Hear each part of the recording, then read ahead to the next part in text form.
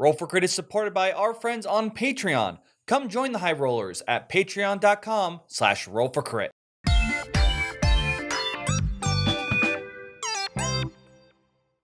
Roll for Crit is here to bring you our review of Cubitos, the latest and greatest from AEG and designer John D. Clare. It's a push-your-luck racing game. You are all members at the annual Cube Cup, and you are going to be competing to win the great race by rolling dice and moving your cube around the track. Yes, but unlike most other roll-and moves, this got quite a few more twists in there to really make it stand above the rest. The goal of this game is to get your piece from the start of the track all the way to the finish. In this case, to the loop, but there'll be multiple tracks which could change where the start and finish are. You'll be doing so by rolling dice. All players will be simultaneously taking their turns at the same time during the two main phases, the roll phase and the run phase. You start off with the roll phase, which is when you will roll your dice. You're going to build your pool of dice you'll be able to roll. You'll start with a basic hand size of 9 and first take from your draw pile. If you do not have enough dice to take from your draw pile, you'll take everything in your discard, move it over to the draw, then continue filling until you hit the hand limit. Usually, you'll want to use the colored dice as they're usually better than the basic gray ones you start out with.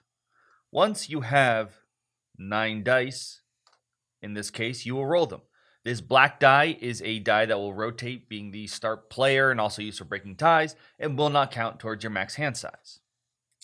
You will roll the dice and take the results. Anything with a symbol will be placed in the active zone, while the blanks are put into roll. Now, if you roll less than 3 symbols, you can re-roll your dice without any punishment. However, in this case, since I've rolled 3 or more symbols, anytime I choose to re-roll these dice afterwards, I am pushing my luck and possibly going bust. You may re-roll as much as you want, but if you take these dice and re-roll, and let's say we got all blanks, I have gone bust. That means these dice go to the roll, and all my active dice are going to be pushed into discard, and I will not be able to use their effects. However, I will get some bonus prizes. I will get to move up on the fan track, which can give me credits usually, and also possibly one of these hand tokens. This means that my permanent dice pool size has been increased by 1, meaning I'll be able to roll more dice later on.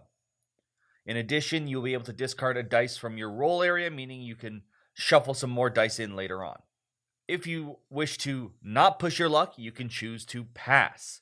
You will simply flip this over, and once everyone has flipped that tile over, that means you will enter the run phase. Once all players are finished rolling their dice and they've either gone bust or they've decided to stop pushing their luck, then you can actually resolve the faces that you have received in the run phase. Some symbols that you roll may actually take effect during the roll phase, such as the cheese over here. The rest of the symbols that you roll, for the most part, are going to take effect during this run phase. So one of the most common and arguably the most important one that you have is the foot symbol.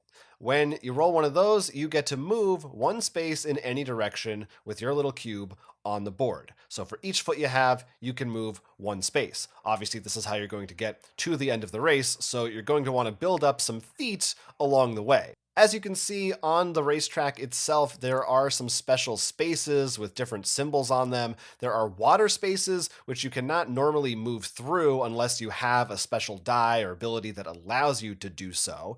But then there are some reward spaces that will give you a bonus if you land on them. Some spaces have flags on them. Those allow you to move up on that fan track over there without having to go bust. So that's a nice way to get a little reward. There are some spaces that allow you to get rid of dice from your existing pool. So those weaker gray ones, you don't want to be rolling them anymore. You can lose them. And there are some that give you credits, money that you can spend later on. There are a bunch more, even some that aren't pictured on this board, that you'll be able to use as you pass through them, that'll let you teleport around the place. All kinds of crazy effects that you will have to adapt to as you play. It's also totally fine for you to end up on a space with another player. Multiple players can share the same spot, and everything is okay if that happens. Once you're finished moving, you can activate the rest of your special symbols. Each game is going to have a new variety. Each color is going to be a assigned a certain card that will tell you what that special ability is going to be, and they have all kinds of different effects. For instance, in this case, we've got Bob here, who allows you to activate a reward space that is 1 or 2 spaces away from where you landed, so you might even get the opportunity to activate multiple of those in the same turn. Pretty big advantage. The red dice are interesting in that they take into account other players' actions. If another player has more red faces showing than you, they will get the best result possible from that die rather than yourself. Some dice go away after you use them, some of them will stay on, all kinds of different effects. You're just going to have to take a look, read the cards, and decide which ones are going to work best for your strategy. Then you are able to use any money that you have to purchase new dice. Now, any numbers that are in circles are temporary money. You can only use those during that turn, otherwise you lose them. If they're in a square, that means you get one of those credit pieces and you can bank them if you'd like. Each die, as you can see, has a certain cost in the top corner of the card. You can buy up to 2 of those dice on your turn, and they must be 2 different types. Once everybody's wrapped up their run phase, you go back to the roll phase and you continue the game until one player has made it around the entire track and crossed that finish line. The first person to do so is the winner. If multiple players cross it on the same turn, then you can move beyond it, and whoever got the furthest, they're the winner. So as you can see, there's definitely a very interesting theme going on.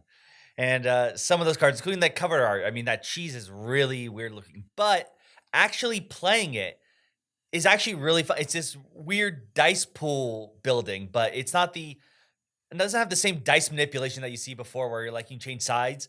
The manipulation is, I'm just going to throw more dice. Yeah, you say, but actually, as if the weird theme is a detractor. That's the first thing that makes me excited about the game is seeing a giant cheese on the cover. Fair enough, Like, fair enough. I don't know. If I saw a giant thing of cheese with those legs, I might be a little worried. But No, I'm into it. I mean, I think there's a lot of racing games out there, and this one definitely manages to separate itself from all of those. Even before you get into the mechanics, just from that theme itself, it's very weird. It's also very like it's not something that really permeates the game too much other than the card art. You're not going to be thinking about it a lot. It's really just about what do those dice do and where am I on the track itself. But I think this game does a lot of things right. The racing games are tough because they can often boil down to just, well, that person's in first place and I can't really catch up to them. So you need literal catch up mechanics in those games. And that can be tricky to work out in my experience. And I think this one is really smart about it in that there are a lot of different paths you can take, not always literal like forking paths, but there are spaces on the board. So even though there might be a more direct route, everybody is probably going to want to stop at certain areas now and again. And along with the push your luck thing too, the fact that you're all rolling dice means that even though someone is way in the lead, they might not get the rolls that they want. So it's never a guarantee that they're going to win, maybe until the very, very end, usually. So there's always a chance. I feel like you feel like you're always in the race until the end. yeah, I was going to say the catch-up mechanics in this game, I think, are all very well designed.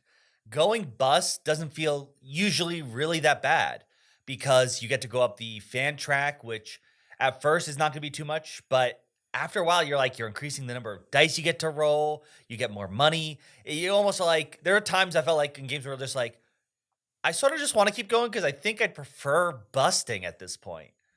Which Yeah. I think, but it's not too much that I feel like an overpowered strategy. So I really like that. And then there's those red lines, like on the track we showed, which was a more basic, circle track. But there are plenty of other crazy tracks out there that they have. I think 4 in total, and I'm sure they could easily do more as add-ons. But you could take the inside curve. But what that's going to do is, while that's technically a shorter path, you're going to cross those red lines earlier, meaning your opponents are going to draw more dice, meaning they can move faster.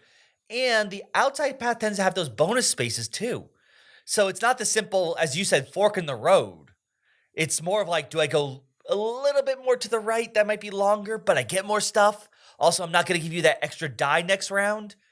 or is it worth it me to just speed in through on the inside curve, which I really like. And none of it ever felt too broken, I guess to say. Yeah, no, I think that's definitely true. And the fact that nobody has their own unique powers, everyone has access to the same spaces on the board potentially and the same dice that they can purchase. So if you think someone has like a combo that's just really strong, well, you should have got into that combo, or next time you play, or maybe there's still time. Maybe you can go for those dice now to try to catch up. Again, catching up is a big thing because it's a racing game. But it definitely, I felt different to me than any other racing games. Almost feels slower. And this maybe depend on the players, because maybe there are players out there, and this strategy may work from time to time, who forego some of those things and just say, I'm just racing as fast as I can, literally getting to the end, ignoring a lot of these bonuses and see how far I can make it. But I feel like for us, at least, it was somewhat more leisurely. There was more like, okay, I can hang out here a little bit. Like the players are keeping each other in check.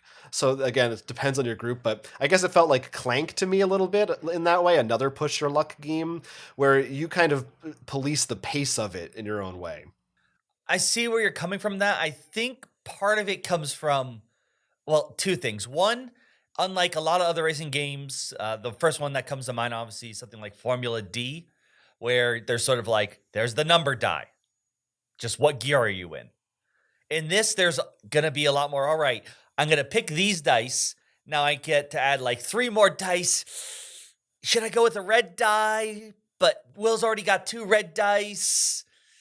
I feel like there's more time for you to make those kinds of strategic decisions. And the other thing is, a lot of your choices are kind of come down to how lucky do you feel. Like usually a lot of dice pool games, what I like about them is there's a lot of manipulation. So like you really aren't going up to fate. You're going to be like, if I need to put a 5 in Sagrada or Role Player, there's a way for me to mess that around usually. This really has, I think I got through, and I will submit, each die has 7 different cards. So you can do crazy combinations. But only one of them has a set of die face. It's one of the cat dice and requires 2 cat symbols. So pretty much. Oh, so it has a power that allows you to Yes. alter the result of a die. Yes, more or less. So like I said in the beginning, a lot of this isn't manipulation. It's more like the first thing that comes to mind is spray and pray. You're just rolling as much as you can. Like green dice are meant to protect you from busting. They usually do it by add this die in, give you more dice, or sacrifice this 1 you bust. So I know you're not getting rid of the randomness of the dice, which, considering a lot of these dice only have 1 or 2 non-blank sides, could be really annoying. So when you get those moments where you're like, should I push? It's going to be, I have 6 dice, right? That shouldn't go bust. Spoilers, yes, it will. It definitely could. Yeah, I never found the luck aspect an issue. I was never frustrated by the dice results. I think a big part of it is also because, as we said, it's your choice when you want to push. You can always stop and you will always get something. So it never, even though, yeah, you're at the mercy of the dice, of course, to some extent, I never felt punished by that. I always felt like, well, I decided to keep rolling. I could have stopped and, slow and steady could have won the race there. And going back to what you were saying about the pacing of it, one of the great things is that everybody gets to play most of the games simultaneously. So you're all rolling your dice at the same time. So even if there is some of that analysis paralysis, you don't have to wait for everybody to take their turn. So I still felt like overall, and I don't mean this in a bad way, like leisure, I think the pace is leisurely in the sense of it doesn't feel like, oh, I'm being rushed all the time. Like I like the pace of the game. There are a lot, like you said, so many possible combinations of those different powers, and I think they're all pretty interesting, and I like that each color kind of has a specialty, so you always have somewhat of an idea of what they're going to do, but with a little bit of a spin on it. The red dice are really interesting because that adds some extra player interaction, having to keep an eye on how many other people are using. That's one area where you need to be concerned about which dice other people have a lot more. I think Yeah. that's a really good balance, a really interesting mix of powers they put in. The red dice are probably where 9 times out of 10 you're going to get those moments where the simultaneous play of like someone's going to be like, I'm not doing anything till I see what you do. But Mhm. more often than not, like, well, it is little clunky at times. It's not a common occurrence. It's usually just like, are you going to pick your red die? Well, I have the first player die, so yes, I have to make my decision first. Yeah, and really like the racetracks as well. And they also have sort of a set of races that you can use from the rule book with predetermined arrangements for your first set of games. So you can go through and see everything, and you could play through multiple laps. You could play, make race courses and like overall marathon races to see who's the best winner of multiple games if you want. There's a lot of options there. Crits and misses for Cubitos. Crits. With alternate paths and spaces that you can land on with special powers, and a variety of catch up mechanics, including when you go bust, getting a consolation prize, and getting extra dice from being behind other players, there's a lot more going on here than just a simple race to the finish. Rarely did we ever feel like someone was out of the race. Even if you were behind a bit, you still had so many other fun ways to catch up. It always seemed neck and neck until someone made it to the end. The game is played simultaneously, so even though everyone will be rolling a fair amount of dice and spending some time making decisions about them, you won't need to necessarily keep track of every little detail as the other players do, and it speeds the gameplay along nicely.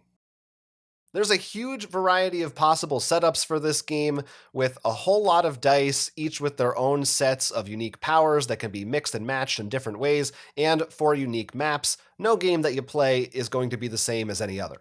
The rulebook includes 7 games that you can play through in order to see every racetrack as well as every card. This will allow you to know what you like or dislike, and you already know what to play next so you can see everything without duplicates. Misses. This dice building game has no real dice manipulation. The real strategy will come more at rolling as many as you can, not trying to manipulate the dice to what you need. This means you will be relying a bit more on luck, and sometimes you're just not going to get that special symbol on that die. The simultaneous play is nice in cutting down time. However, there will be some moments when someone's waiting on someone else to do an action and they don't want to wait until the other person does, which will lead to some conflicts. The game does include rules for tiebreakers if situations like this should occur, but especially if you're playing with a full group of 4, it can be a little bit chaotic sometimes if multiple people are trying to do the same things that conflict with each other at the same time. When we first talked about this game in a news story roundup, I was very confused, like, what in the world is this? I really just saw the artwork of, well, a block of cheese with legs and that there's some kind of race going on. I'm just like, what's going to happen here? Now that I've played it, though, it's like, yeah, it's this crazy fun race skiing game when you're pushing your luck with gathering all these dice and doing all these weird combinations. It's really fun.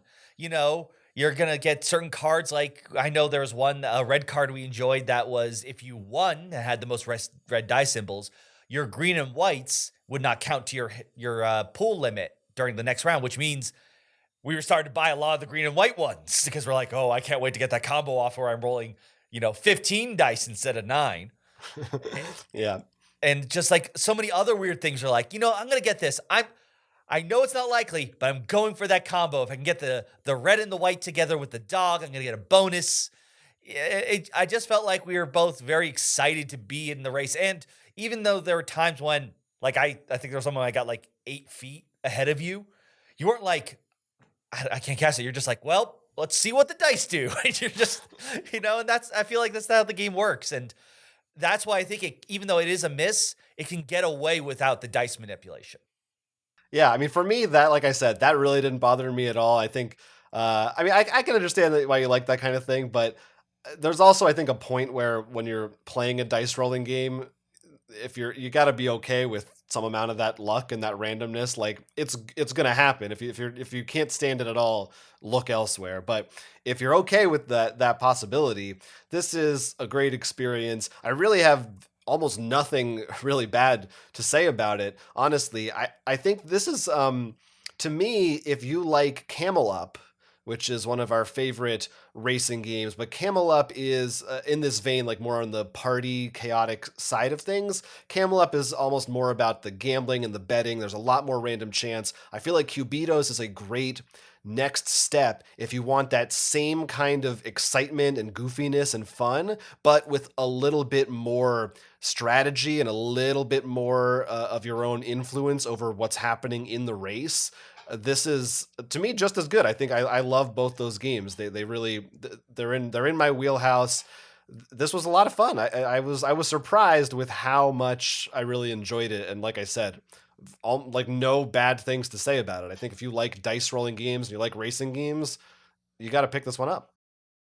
Look, the misses, I came up with both of them, and they're honestly like, I prefer this in most dice things, and the arguments are like, they were like an annoying thing at times. It's sort of like when you have to look up how like 5 different keywords interact in a game kind of thing. It's like, it's just an annoying thing you deal with. And on another note, which is sort of similar to Camel Up with the pyramid, in terms of just the feel of it, it feels really great to just have a whole bunch of dice in your hand. You just roll them out on the table.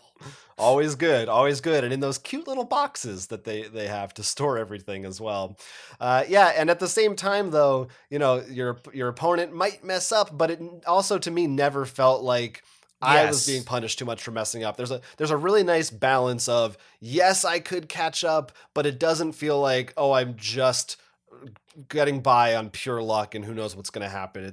It does a really good job of that somehow. Of course, it's dice, so your mileage may vary. There's always the chance for a game here or there where it just never works out for you. But I think they do a lot of things to make sure that's rare, at least. It's definitely one of those times where it's just like, wow, you somehow busted every time, no matter what. I mean, we should calculate the odds of that. That's probably something horrifically enormous. We'll let someone in the audience try to calculate the odds of that. And also, you can tell us what you think of Cubitos, which is going to be on sale very soon at retail stores if it's not already.